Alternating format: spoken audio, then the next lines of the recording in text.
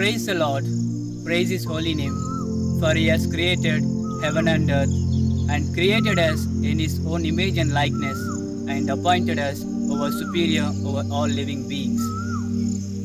My dear sisters and brothers in Christ Jesus, today our Universal Church commemorates the memoria of Pope Saint Sixtus II and his holy companions.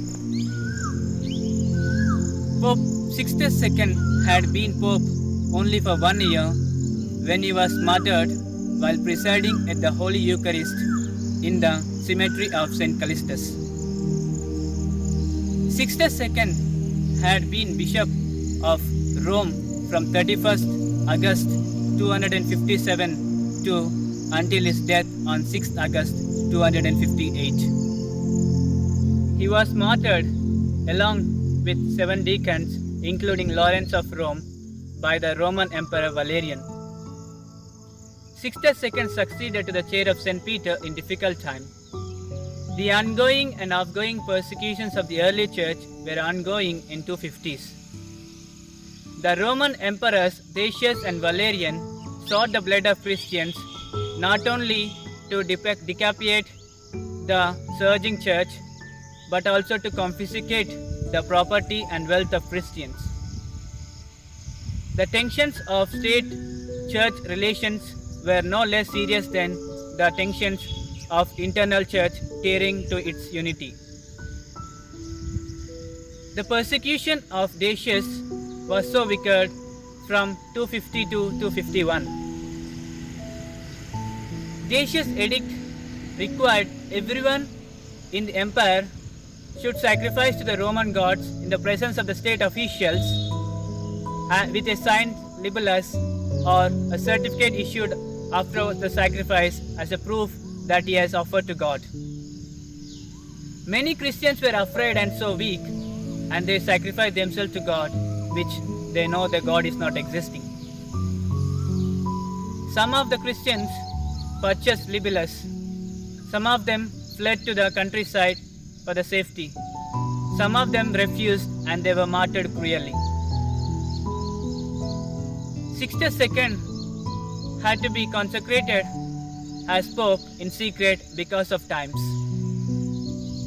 In 257, the formerly peaceable Emperor Valerian issued an anti-Christian edict which forbade the Christians assembling in the cemeteries.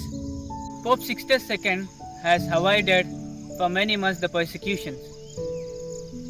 But in early August, the Roman Emperor Valerian became violent, and a new edict was issued focused on essential targets like bishops, priests, and deacons have to be put to death without any trial. A small troop of soldiers was on hunt. The Pope must die. With torches lighting the pathways, the soldiers scurried through the warren of dark, narrow passageways towards the underground chapel. Perhaps the singing might be heard. They acquired the prize soon enough, and the deed was done. An inscription was placed on Sixtus II's tomb after 100 years by Saint Damascus I. Rediscovered in 1800s, verifies the drama of Sixtus II's last moments. It notes that a shepherd has laid his life for his flock. The faithful with Sixtus that fateful day walked up the steps of the catacombs into the daylight totally unharmed, while the pastor was laid dead.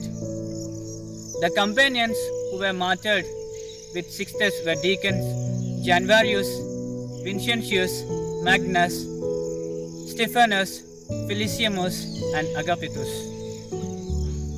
The story of Sixtus II and his holy companions should not stir within us as a seal of our own faith, but it teaches the values of staying hope-filled amidst a fallen and destructive world.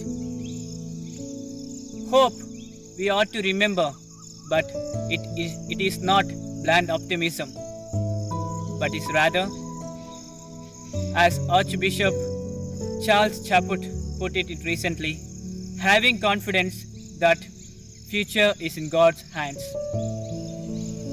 Pope Sixtus II is a man who was a servant and a leader.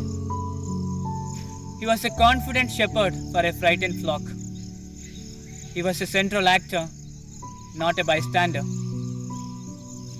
He was a witness of truth, but not an outside observer. He is a light generating other shadows. Moreover, is a man of courage who laid his life for his flock. My dear sisters and brothers in Christ Jesus, today, as we commemorate the memorial of Saint Sixtus II and his holy companions, let us ask his intercession that we may be courage and filled with the Holy Spirit and be firm while our faith is tested, and let our faith be like a house which is built on the rocky ground. Amen. May God bless you.